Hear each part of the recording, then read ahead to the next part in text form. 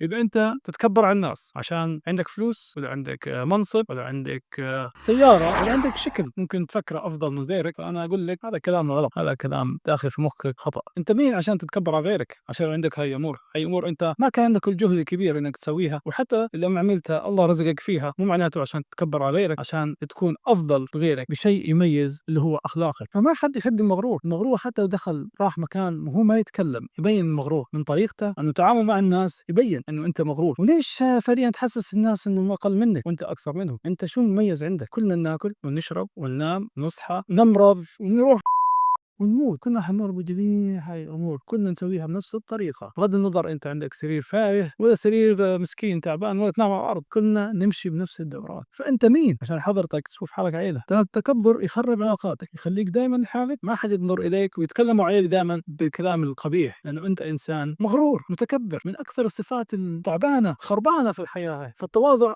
ما ينقصك بشيء، بالعكس يرقيك ويرفعك قدام الناس، تخيل الناس تحبك تتكلم عليك وتدافع عنك ايضا لما يشوفك انسان متواضع يحبونك. فلازم تفكر دائما قبل ما ترفع صوتك على عامل انسان بسيط، انسان مسكين، تحس ان عندك قوه انت تجاه هذا الشخص. اذا شخص مو عاجبك او مفكر انه مستوى اقل منك، هذا تفكيرك انت معتقد انه انت افضل منه، بس فعليا بهذيك اللحظه انت قاعد تبين ضعفك مو قوتك، حقيقتك الفعليه وتكبرك وغرورك. واذا يوم من الايام خسرت الناس اللي حواليك، لا تقول هذا هو الزمن غدار وكلام فاضي. اسال نفسك، هل انا صرت مغرور؟